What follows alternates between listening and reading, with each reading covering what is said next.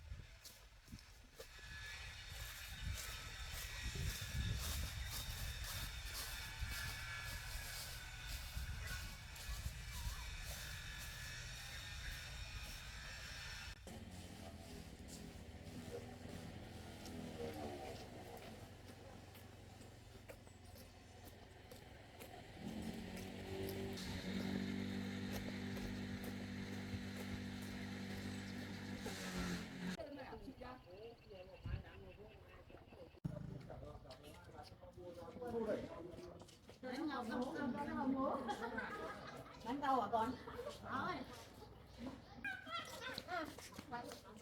Có tiền bữa ơi. Ngon thế. Nhanh nhanh ơ, hết rồi.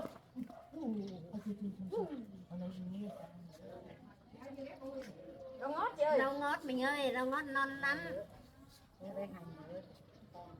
Tiền mỡ. 10.000 mỡ.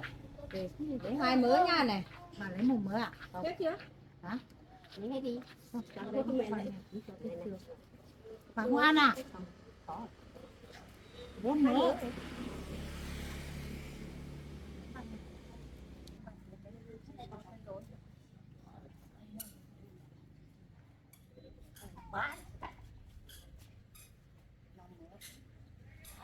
Ôi của ba nó cứ rơi vào đây chưa phải bà đấy. Ngon mà, rau này ngon mà. Rau ngót làm ngon thật đấy. Hôm nay con mang ra ít thế. Lần sau mang nhiều nhiều vào nhá. Để bán. Rau thì ngon. Con nhà trồng à?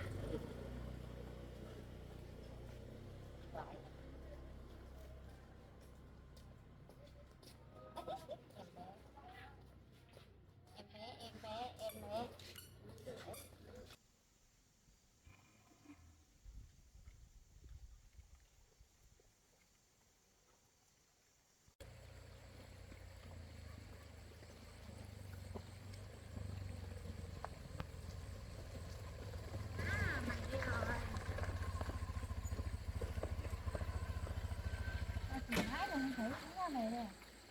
Mày đi đâu? Tao đi xuống nhà mày không thấy mày. Cả anh Bảo nữa. Chả thấy đi đâu rồi. Hai đứa mày rủ nhau đi đâu chơi phải không? Mày láo rồi thôi. Giấu cả anh Bảo với tao à? Mày đưa anh Bảo tao đi đâu? Mày có nói không? Trả lại anh Bảo đây. Hôm nay anh Bảo đuổi tao về mày thích lắm à? Mày vui lắm, mày sướng lắm phải không? Mày dám làm cho tao mất mặt. Vui lắm nhỉ? Láo lắm. Vui không thầm à? Anh Bảo đuổi tao về sao mày vui lắm à? Tao đã bảo rồi, anh Bảo là của tao. Mày cứ đi xen vào làm gì? Hay là mày bỏ bùa yêu cho anh Bảo? Mày vừa câm vừa xấu. Thế mà anh Bảo lại yêu được mày. Chắc là lại bùa yêu rồi, bùa ngái cái gì rồi. Có phải không? Có phải không? Phải chắc không phải thì làm sao mà anh Bảo lại yêu mày? Chắc không phải làm bùa gì rồi anh Bảo mới yêu chứ. Mày thử xem mày đi. Vừa xấu vừa bẩn. Nè. Hôi hám thế mà anh Bảo lại yêu được. Người gì đâu, vừa câm vừa không nói được. Bẩn này. Xem cái áo kìa. Thế mà anh Bảo lại yêu được. Chắc phải có bùa ngại gì rồi chứ. Phải không? Xem này. Tay thì đen cái. Tay đen này, bẩn này. Xì, tay mình vừa đẹp vừa trắng. Có như tay này không? Cái kiểu này, cái chỉ trò này. Chỉ trò này tao không nhớ đâu. Cái ngôn ngữ gì đâu, chả hiểu cái gì. Tao nói mày không nhớ. Tay thì đen xì bẩn này. Nhưng tay của người ta đi, vừa đẹp vừa trắng. Có như tay mày không? Đưa tay ra để xem nào. Mày giấu cái gì ở đây? Xem nào. Đấy, chà, nghèo như mày mà không có nhẫn để đeo à? Ui, tao đây chưa có. Mày nghèo như này mày hãy đi ăn trộm của người ta à? Nghèo này mà đi đeo được cái nhẫn rồi. Lấy xem à. Giấu làm gì cái xì quá. Đây đây. Đã nghèo rồi đi ăn trộm rồi còn giấu. Hay là mấy hôm nay mày tao không thấy mày nhà, hay là mày với anh Bảo đi đâu xong rồi đi chơi để cầu hôn này? Hay là anh Bảo cầu hôn mày? Phải không? Chà. Nhảo như này mà cứ để anh Bảo cầu hôn. Để tao xem à, mày tốt ở điểm nào mà anh Bảo cứ yêu mày. Cứ còn cầu hôn cả mày cơ.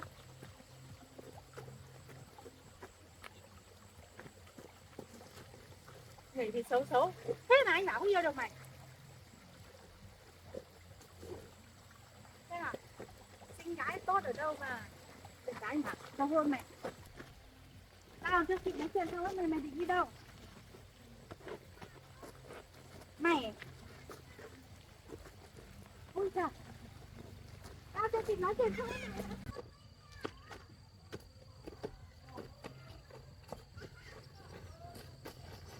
Anh này của tao hả? Mày cướp đi. Mày gọi mày cướp đi mày. Anh Bảo là của tao, mày cướp đi. Mày đã xấu rồi, tao phải làm cho mày xấu nữa để anh Bảo đỡ phải yêu mày. Mày có ra, anh Bảo tao mày yêu, anh Bảo tao xấu xí đắt bẩn rồi. Tao bực lắm ở đấy, bỏ cái nhẫn ra. Nhanh, mày không vứt không? Vứt nhanh lên. Vứt, nhanh lên. Nhẫn thải nhanh cái nhẫn ra cho. Mày có bỏ không? Nhẫn này nhẫn của tao. Anh Bảo mua cho tao, lại mua cho mày. Mày bỏ ngay ra vứt cho tao. Vứt ngay. Mày muốn lấy à? Đây này. Ôi giời ơi. Đây, là đeo vẫn kéo với mày nữa. Mẹ, cái nhẫn này tao không được, mày cũng không được. Đừng có mà hỏng được nhé. Mẹ em này. Bắt hết đi. Tao phải làm tất cả hết. Mày chạy ra cho tao. Chạy á. Tao phải làm hết mày.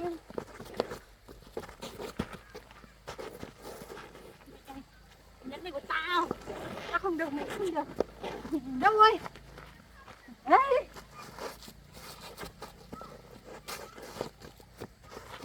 Đấy. Người của tao.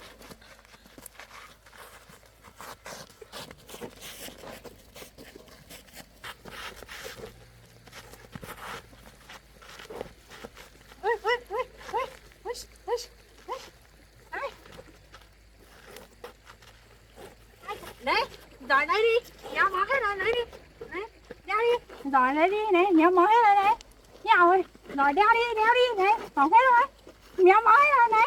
Rồi, xấu vai. Hỏng hết rồi, đeo đi. Méo mó hết rồi, đeo đi. Lấy đây cho tao, đưa đi.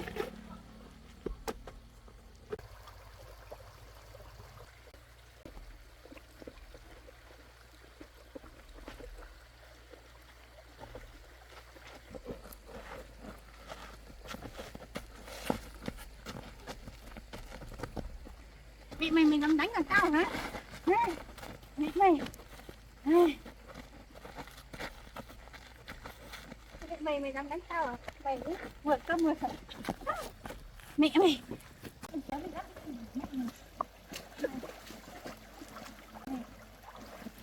Con này số mình dám tìm.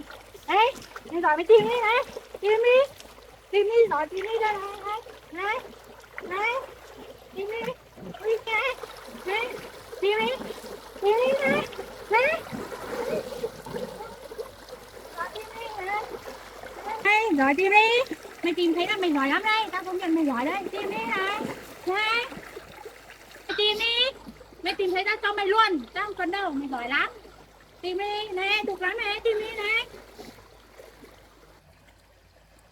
Đây, giỏi tìm đi. Mệt rồi à? Tìm đi. Nè. Này. Này, giỏi tìm đi này. Này. Tìm đi đây. Giỏi tìm đi, tìm thấy tao cho mày luôn. Giỏi lấy đi nè. Lấy đi đây. Anh nhân bạch thí à? Tao ném xuống suối đố mới tìm được này. Tìm được lấy luôn đi. Tao đép cần này. Này. Lấy luôn đi này. Này.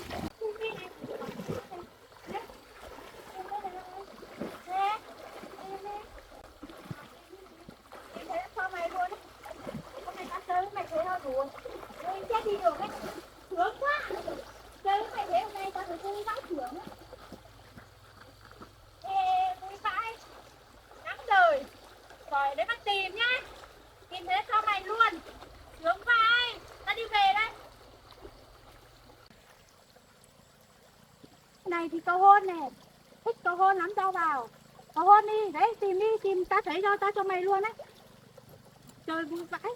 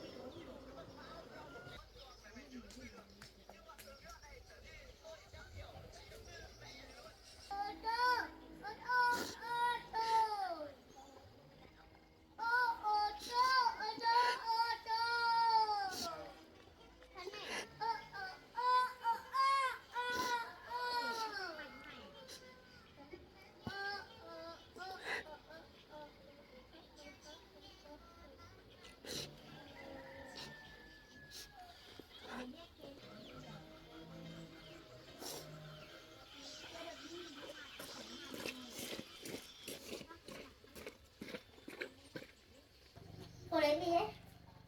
Cô mượn là cô lấy đồ đi đi. Cô mượn thì cô lấy về trả con nhé.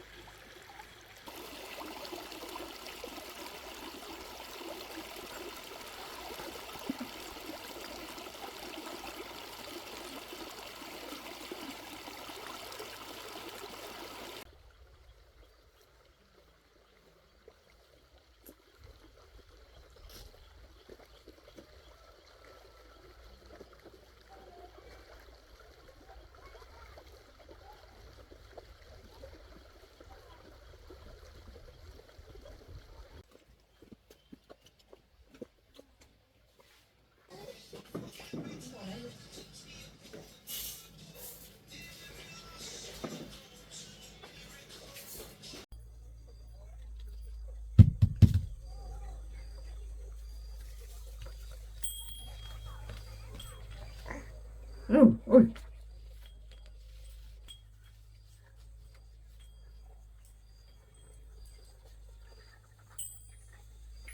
Đấy, không khác, không ăn.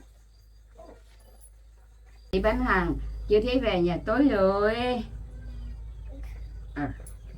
Đừng bà cất này nha, bà cất khóa đẹp đấy, gãy răng đấy,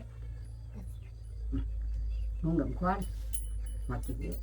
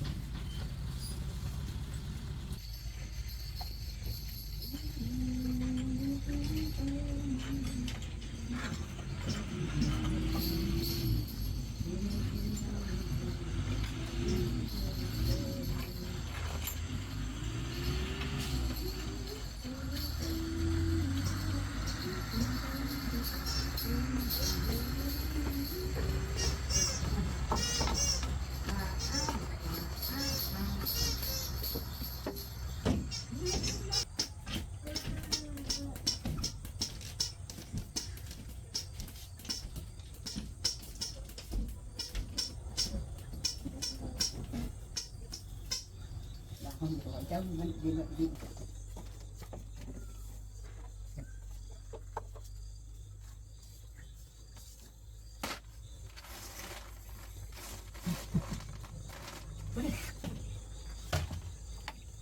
khó không nặng lắm.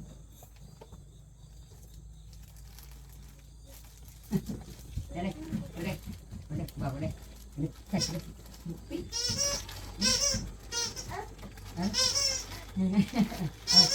một tí này.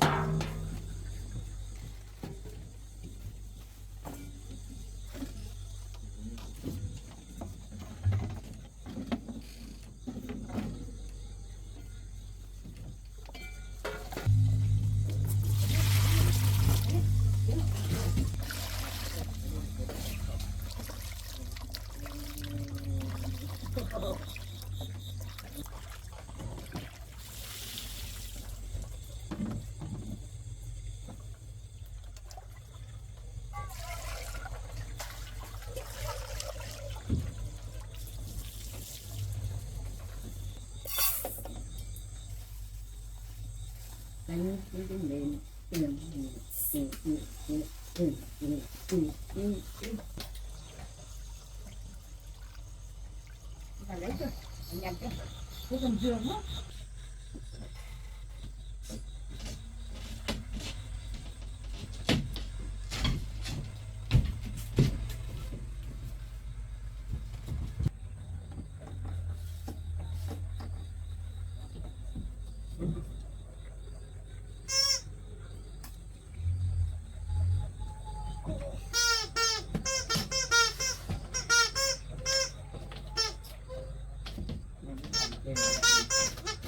Hai cái bóp đi.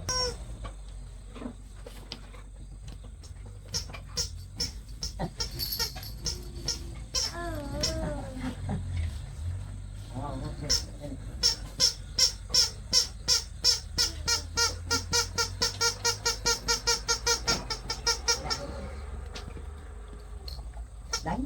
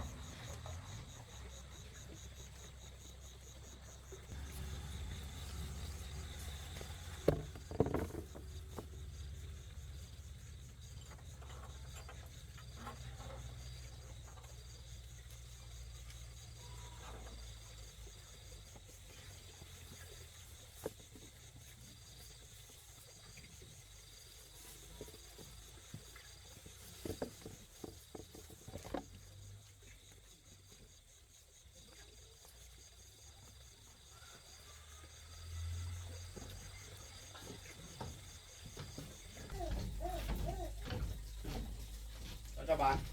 Cái lúc nào mình muốn thế. Đường về hơi xa mà.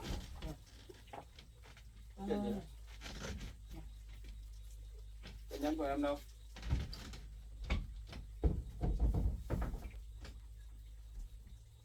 Sao? Em làm mất à? Có chuyện gì à? Chả biết cháu mình đi làm về cái thấy cháu buồn buồn không thấy xã hội chả nói cái gì. Có chuyện gì biết là đấy em xem nào.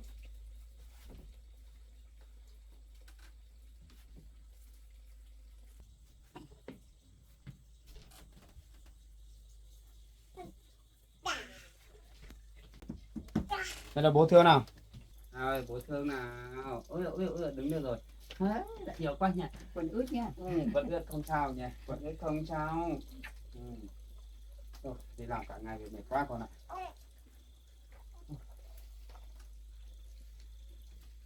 Không nghỉ nhá, không điện thoại của bố nhá. Ra đi. Không biết nghịch đâu nhá, cho mẹ biết cái gì nào. Đây, cầm này nhá. Đi bò đi chơi đi. Bò đi chơi đi. Con tí đi bảo mẹ tắm rửa đâu. Ngồi xuống. Đây. Không chịu.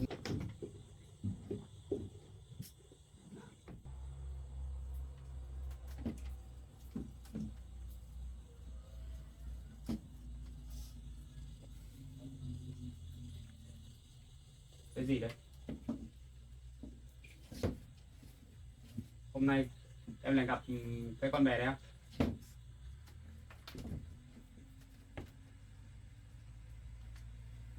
Cô ấy đã cướp chiếc nhẫn của em và vứt nó đi rồi. Thật hả?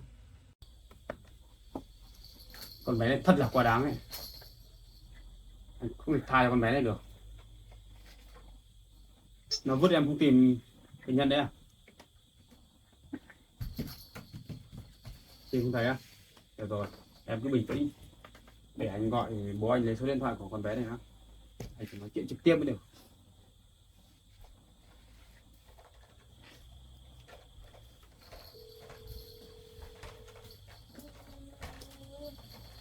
Anh đã nói như thế, cảnh cáo như thế mà nó vẫn chửi. Liều phết đấy.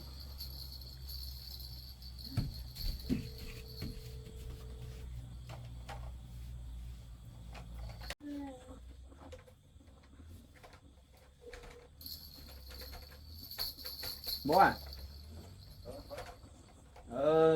Bố cho con xin số điện thoại của cái con bé mà bố giới thiệu cho con này. Vâng, bố các gửi cho. Với con mình lấy số cháu bé này thì mời cháu bé đi uống nước phải không? Thì con có việc thế bố cứ gửi cho con đi. Bố gửi luôn cho con nhé.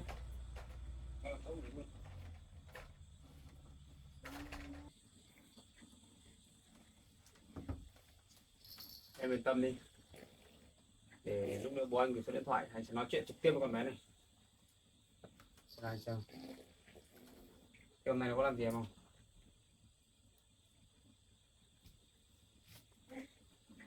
Sao nó lại đi cướp nhẫn của em đi vứt làm gì?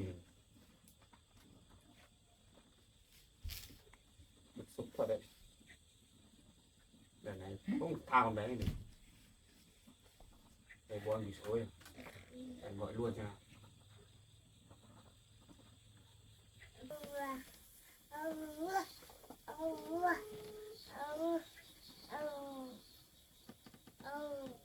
Em đừng buồn nữa, không sao đâu. Để nói chuyện xem thế nào đấy.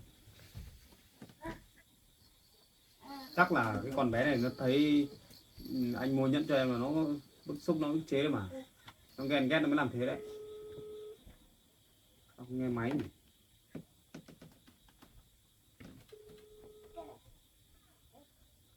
Hôm nay đi bán rau à? Sao không nghe máy nhỉ? Gọi lần nữa thì... Hay là nó biết anh gọi nó sợ nhỉ? Nhưng mà anh đã có số của con bé này đâu.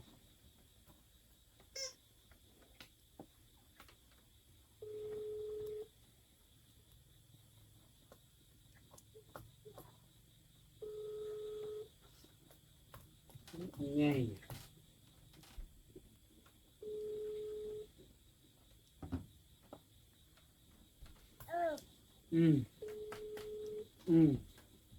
Bố vừa mua một cây nhẫn về cầu hôn cho mẹ, đã bị người ta làm vứt rồi.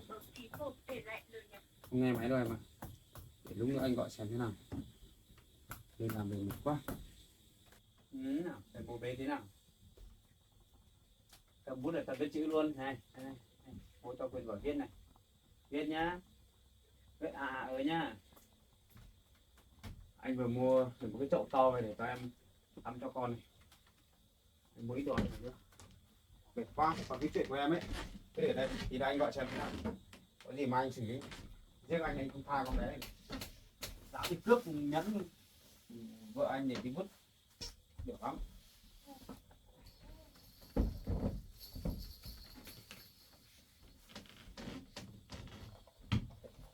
Một 20 cái chậu to này. Có nước tắm cho em.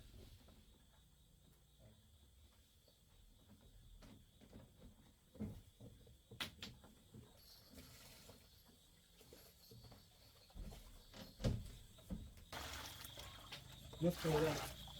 Em pha nước để cho con tắm trước đi. Anh chạy đi xem cái ống nước của mình nhá. Nước về rồi. Nha, tắm nước cho con trước chứ. Tí về anh tắm sau. Nó đặt đấy nhá. Ba với cháu cẩn thận nhá. Bận múc nước sôi đấy. Cẩn thận nhá. Giữ em bé nhá, để cháu đi nấu nước.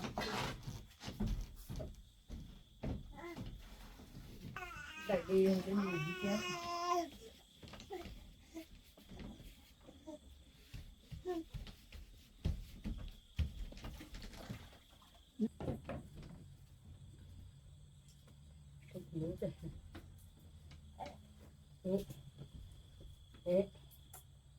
Bập đó. Cái trò tôi thế này theo họ.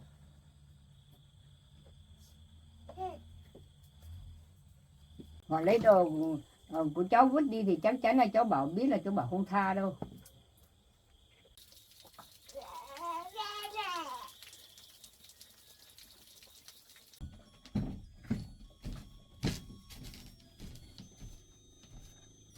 Như vậy.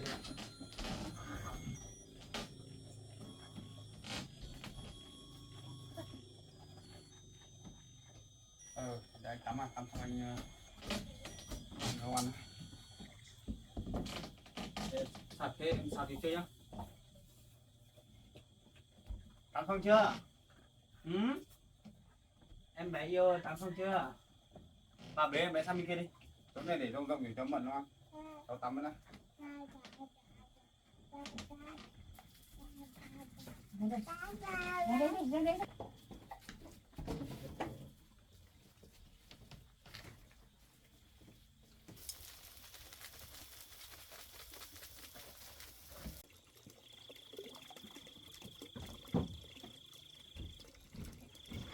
Cái xương này em đến quả bí về em gọt bỏ trong to để nấu đi, để hầm cơm nấu quả bí này.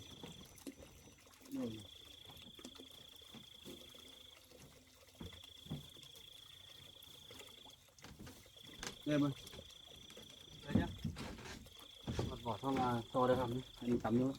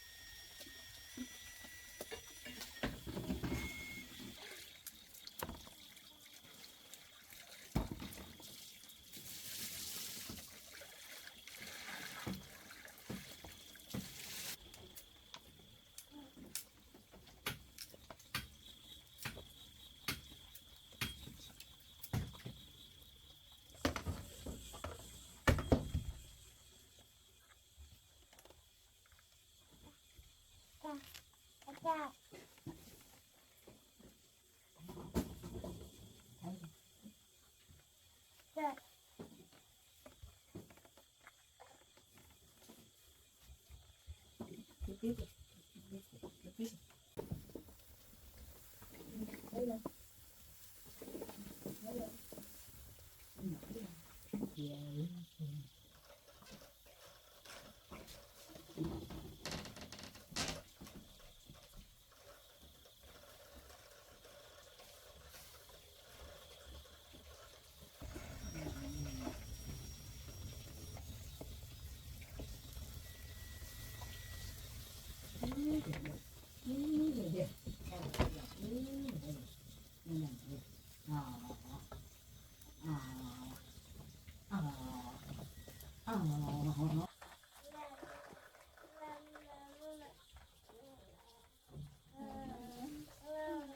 chơi tắm nào không? Tắm để anh nấu cho. Tắm.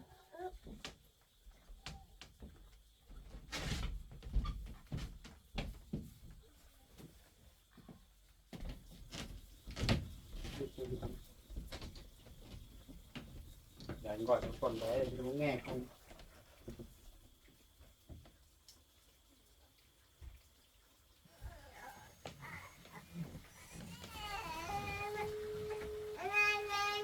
Sao rồi?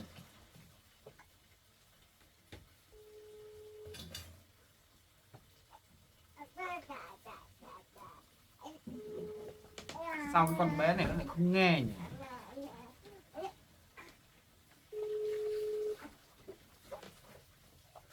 Có người nè.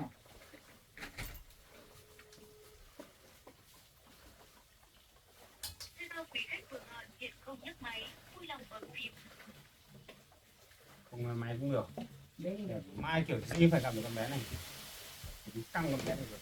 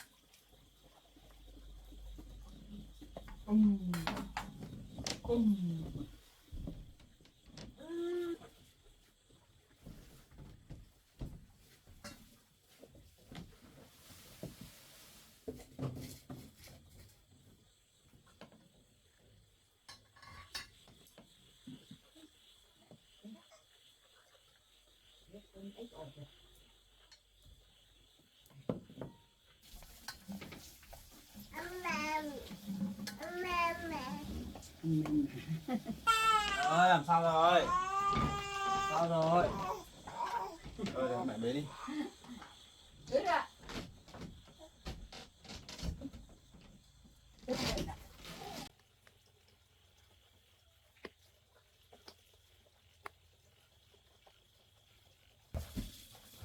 Gọi một lần nữa xem nào.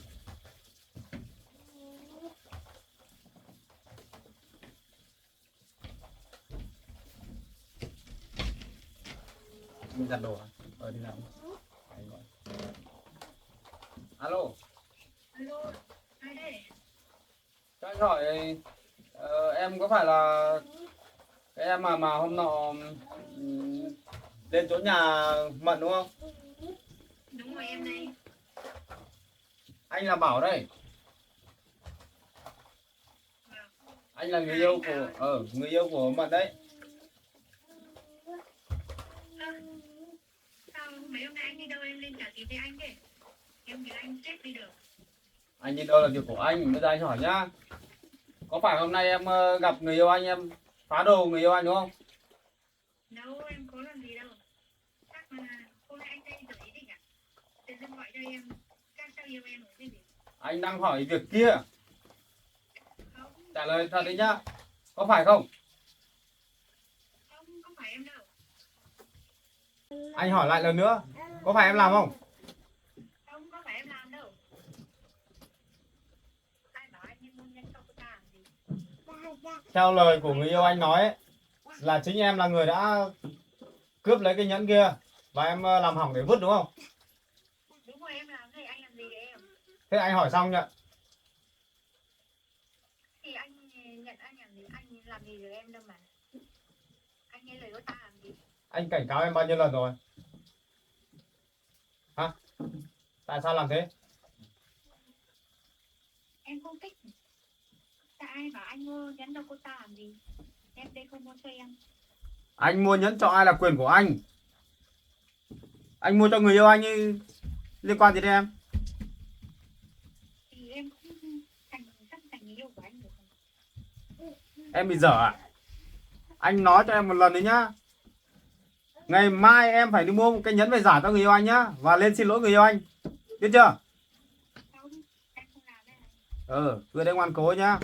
Nếu mà em không lên đấy, anh cho hạn ngày mai thôi, mà không lên nhá, anh sẽ đi trình báo công an nhá. Em phá hỏng nhẫn của người yêu anh rồi, là em phá của người khác đấy nhá. Em không làm, em không thích lắm. Em Anh nói bao lần rồi không biết à? Tại sao lại lên lại phá đồ của người yêu anh? Anh và em có phải người yêu gì đâu mà liên quan gì?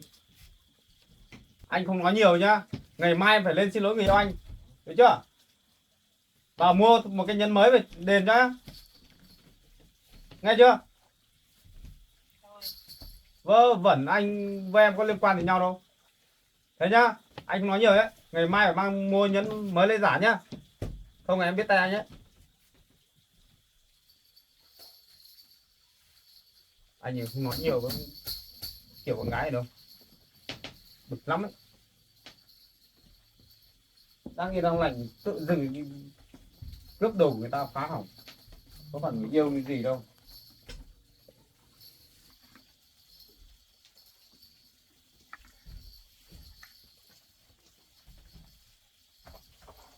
Em ơi, lấy cái đĩa về đánh múc thịt kho ra nào, tao ăn cơm thôi.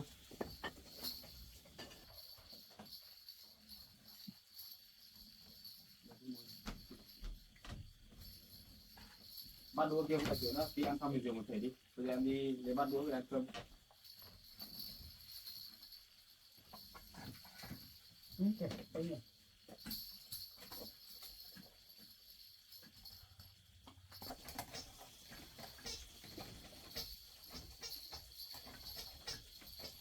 Đây mình.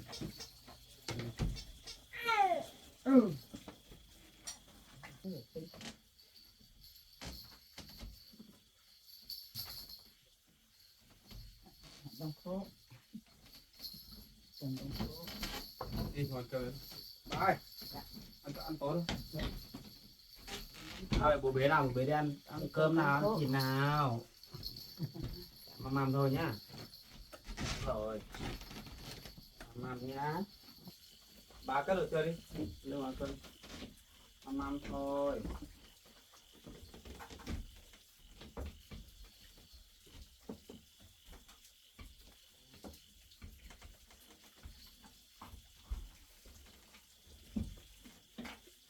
Cơm để anh ở nguội. Mắm nhá. Mắm với quả thịt nhá.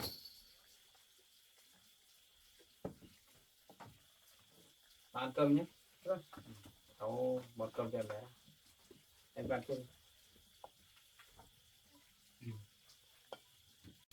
Mắm. Ăn cơm với canh bọn nhá. Mắm mồm đâu mồm ra đúng rồi giỏi lắm ăn đi nhá ăn tiếp đi mắm ăn đi mắm ôi giỏi quá em ăn thịt đi thịt kho là anh nấu ngon lắm để anh tự bón cho con ba ăn thịt kho đi ba ăn đi nhá để tao bón cơm luôn em bé ăn